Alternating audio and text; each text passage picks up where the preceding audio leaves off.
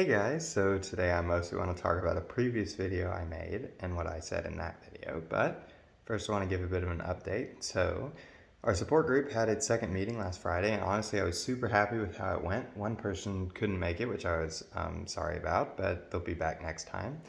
So I decided we should have more structure this time, so I came up with 90 questions ahead of time, which were, personal questions, social anxiety questions, questions about the group, kind of whatever, and ranging from lighthearted to more serious. And I printed those out on paper slips and put them in a basket, and we spent most of the meeting taking turns where someone would answer a question, and then they would ask someone else a question, directly, by name, while making eye contact. And they could ask anyone they wanted, and they could also ask their own questions rather than using mine, and people could interject whenever. So it was free form as people wanted it to be and structured as people wanted it to be. And so I felt like it worked really well, honestly, for getting people more comfortable with each other. It felt really good in that respect. And yeah, it was a pretty good experience. And we got plenty of questions left to do that for at least one more meeting. And I think it's a great format for getting us more comfortable with each other. And when that's run its course, we can sort of reevaluate and decide what we want to do from there. So yeah, I was really happy about that. Another thing I was really happy about is that the day before the meeting, I went to a Panera Cafe to try to get the planning for the meeting done. I told myself I would take my laptop and sit there a few hours and see if I could focus because, obviously a lot of people that don't have social anxiety often say going in public gives a sort of positive pressure where someone might be looking at you at any moment, so you need to keep working and not sit there doing nothing, staring off into space or messing around on social media or whatever.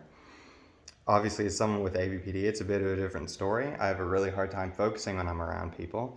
But I also knew that this would be a little different than like a work environment because there, if I feel like someone's looking at me, I feel like it's because what I'm doing does matter to them. It affects them. And so they're more likely to be judging me for how I'm doing things wrong. Whereas in a cafe, what I'm doing doesn't affect anyone else, and they don't know it, and they don't know anything about it. So I figured I'd give it a try. It was sort of a toss-up as to whether it would help me concentrate or not. And after only doing it once, I can't say that it necessarily helped me concentrate, but it didn't make it any worse, and that's a really good sign. I honestly felt really comfortable after just a little bit of being there, which was great and made me feel really good. So yeah, I'm going to try to keep doing that, and I'm going to try to work on some writing while I'm in there, and hopefully make it a consistent thing. And for anyone that's curious, I chose to go to a Panera Cafe because of a couple reasons. For one thing, it seems like they're used to and totally okay with the fact that people will just come in there, get something, and then work for quite a while. That's what I had read, and I went in there for 3.5 hours and didn't feel like I was in anybody's way, which is someone with AvPD is pretty impressive. And there were people that were there before me who were still there when I left, so that bodes well, and I'm gonna see how long I can stick it out on another occasion. And another reason I chose them is because they have a monthly subscription for $12 where you can get free drinks. And while that's obviously not free, it is significantly cheaper, I think, than if I was to go pretty much anywhere semi-regularly and actually buy something to be able to go in somewhere and sit down. So as someone who does not have a ton of money to throw around, it was a really good option for that reason too. So yeah, I feel pretty good about that, and I'm going to try to do it a lot more. So yeah, we'll see what happens with that. But the main thing I wanted to talk about in this video is a video I made over a year ago now called Less Obvious Challenges for an AvPD in Romantic Relationships. And at the time, I made that video focused on romantic relationships because I wanted to talk about challenges, personality-wise mostly, that people with AvPD might struggle with, and I definitely did in any interpersonal relationships, and what made them feel really difficult and almost impossible and sort of unpleasant and like you're making the other person feel unpleasant too. And so talking about it through the lens of romantic relationships just allowed me to sort of talk about all the problems in one go, because in a romantic relationship you have to deal with every kind of interaction, right?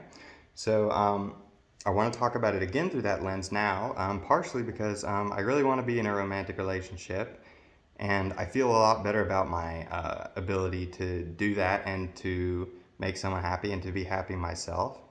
And so, yeah, I just wanted to talk about that again now. And you know, it's it's kind of weird because it's like I feel like I would also enjoy just having a closer, deeper one-on-one friendship with someone, but like it feels so hard to make that kind of friendship after I'm out of school, right, as an adult, because it's so hard to like meet people in that context where they're comfortable hanging out one-on-one because people usually want to hang out in groups and do activities, and that makes sense, but it's not for me as someone with AvPD. That's really stressful, and I really like having deep conversations with just one person, but it feels like the best way to do that is to be in a relationship. So, regardless of whether that's true or not, I am interested in being in a relationship. And so, I want to talk about sort of just everything I talked about in that video, not everything, but a lot of it, and how I feel about it now. So, I didn't want to rewatch that video because the thought of that was very nauseating. But fortunately, at that point, I was still taking really deep notes to make my videos, which were almost scripts at that point. At this point, I'm a lot more freeform with it because I just try to tell myself it's okay to slow down and think for a minute. And I'm still really bad at that sometimes, and so I'll stop my video in frustration and try again. But in any case, this video had quite a script basically. So I'm going to go over my notes for that video and just sort of reflect on how I'm feeling about them now. So the first thing I said is that I do have some obstacles to actually wanting to be in a relationship. I tend to feel very stressed when learning about problems that other people deal with, and guilty if I can't always help them fix them, which obviously isn't always possible. I feel a lot better about this now. Just having been in my group and being around new people, which is something I've not done for so long, made me feel a lot better about that because, I sort of learned that it's not that big of a deal for me. I can hear about other people's problems. I actually can outwardly empathize a little bit, even though that's still something that's slow for me. It is something I'm able to do. And then I feel all right about it. I don't feel guilty. I feel like I am being helpful to listen to someone's problems and to sort of be there for them without being able to fix them, and trusting that they can fix them. So I feel a lot better about that.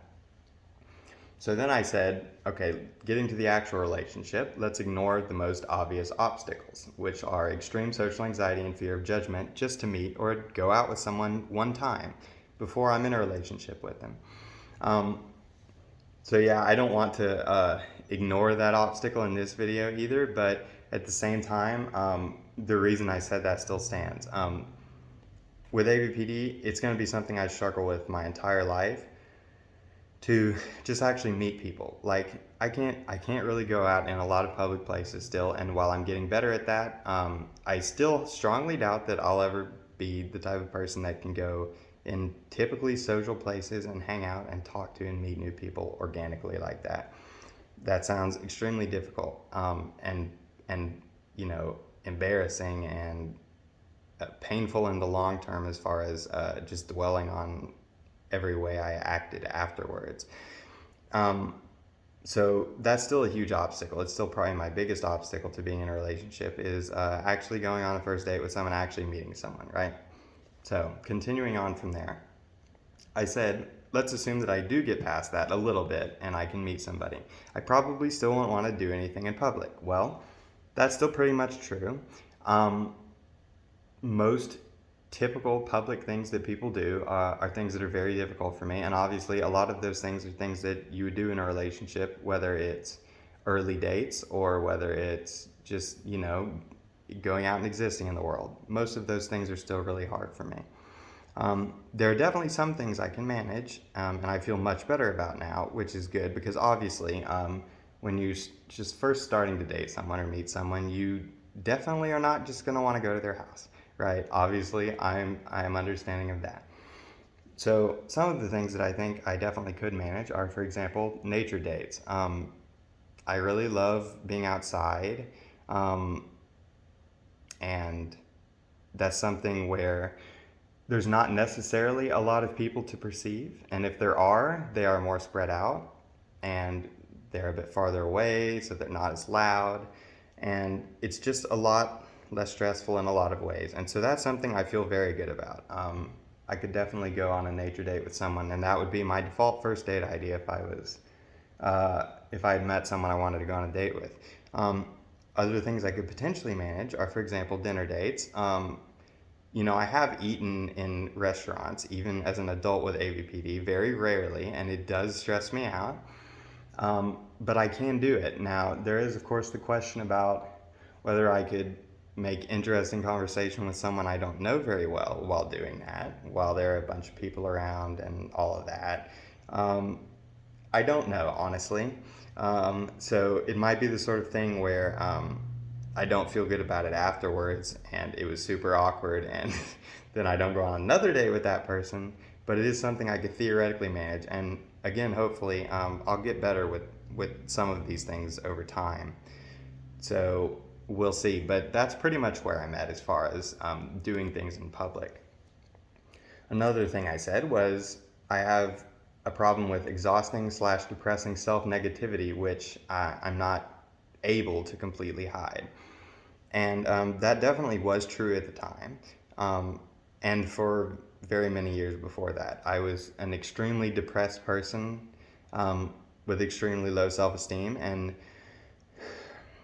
so while I rarely vented openly about how I was feeling or about how much I hated myself, that stuff was still there, and you could sort of feel it. And you might not necessarily feel it for what it was and understand that it was depression and poor self-esteem, but you would feel the negativity just being around me, just my mannerisms, right? I am significantly less depressed now. I don't want to die every single day, which really helps. So yeah, that's really not a problem for me anymore. I feel like I have a pretty neutral or somewhat positive vibe at this point, which is great. At least I think it's great. I'm very happy about it. Um, Another thing I said was depression and anxiety means I'm not able to be consistently productive even with simple chores. Again, this has improved very significantly. I'm now very good at managing my personal needs and also my household chores and really just anything like that. And when I need to go get some work done to help my parents or just stuff I'm doing on my own, I can do it. And I still have struggles with depression, for sure. I'm still low grade depressed most days, and it gets worse other days, as for example, you might have noticed in my last video.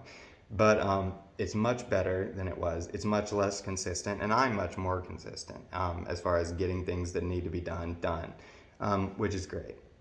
Another thing I said is I am intensely protective of my personal space, which is larger than average, even for people who I currently want to be around. This is still pretty much true. I would say it's getting a little better, but it's also the sort of thing where I think it will pretty much only get significantly better with actually, being close to people, getting practice with it. But I do think that it will once I do. So I'm not super worried about it. Especially because it's less bad than it was. People have to be closer than they used to have to be for me to get very stressed out and very edgy and start literally sweating about it. So that's great. Relatedly, I said, despite liking the idea of physical intimacy, I am extremely uncomfortable with any physical contact with other people. Similar answer, but it's definitely not any better.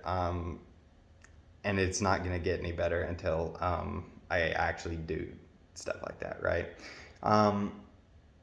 So I don't know that it will then either, but again, it's the sort of thing where I'm choosing not to worry about that as much right now because I'm hopeful I'll get past it, which is sometimes the best you can do. Another thing I said was that I'm poor at communicating when I need to be alone. I would say there are significantly fewer times now when I feel like I need to be alone. Still very many, don't get me wrong, but it's not as much of a spontaneous sort of feeling that I need to be left alone, right? It's sort of, I wake up that day and I can tell what kind of day it is. And that makes it much easier for me to just understand on my own that I need to be alone, and therefore communicating it is a lot easier too. Another thing I said is that I'm very often a smartass even when it's unwelcome. This is way better. Don't get me wrong, I'm still a very sarcastic person, but it tends to be just when I think I'm being funny and when someone else will think I'm being funny. And less as a defense strategy. I talked about in previous videos how my constant unhinged levels of sarcasm were basically because I didn't feel like I was able to express emotions, and so I thought it was easier to just sort of feel like I'm participating in a conversation, feel like I'm saying something interesting, feel like people like me if I just say something sarcastic all the time. Now that I understand why I was doing that and that I don't want to be doing that and am working on getting better at expressing my emotions, that's not really a problem anymore. So that's awesome. Another thing I said is that I'm not very good at talking about or engaging with others in my own interest for fear of ridicule. So this is definitely still true. Talking about my interests, I'm definitely getting better at. Practicing with my group and just generally having a higher self-esteem and feeling like it's okay to like the things I like has helped me to get better at that for sure. It's still challenging and it still stresses me out when I'm talking about a particular interest I have that I'm not sure the other person is into, and I just sort of have to trust that they're curious to hear about what I'm talking about. But I'm getting better at it. As far as engaging with others in my own interests, that is still extremely difficult. It's similar to what I was alluding to earlier with working a job. Actually doing something where there's some expectation that I'm good at what I'm doing, or that I'll enjoy what I'm doing, or that I'll even understand what I'm doing.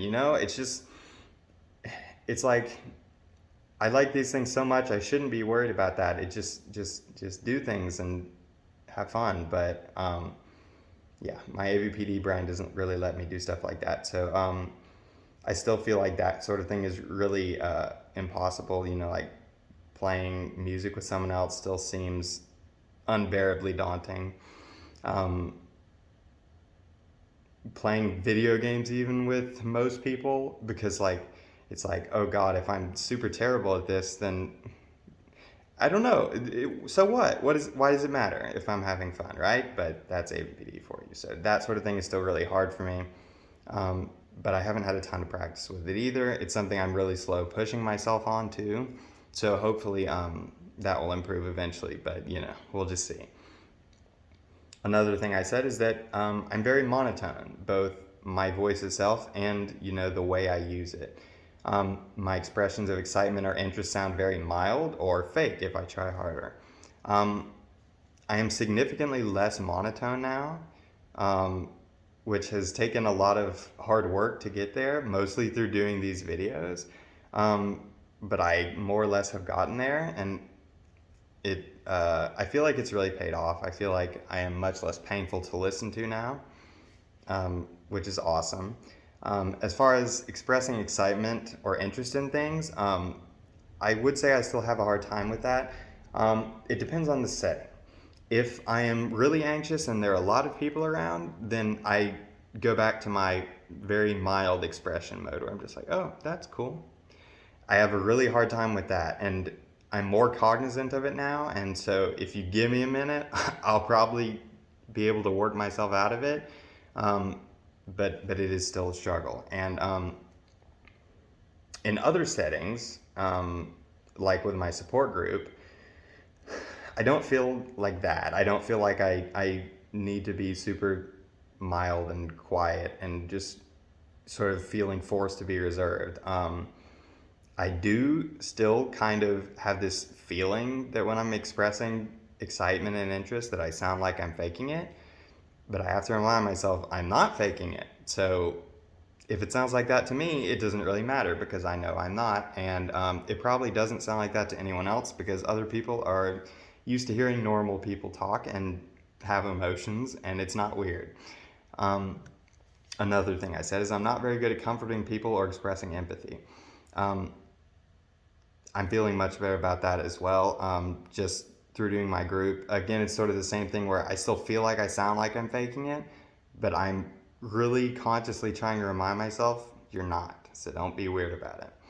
And I said the same thing about accepting compliments. So more or less the same answer there.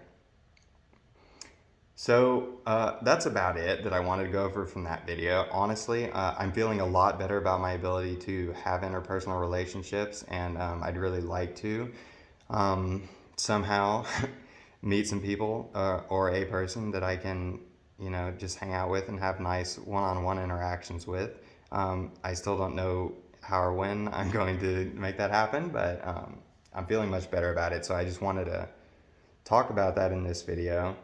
Um, I guess I would say my main concerns that I still have with it are really just about self image. I still feel like an extraordinarily clumsy person because I am, and it gets even worse when I'm really anxious, and I'm really anxious whenever I'm around other people.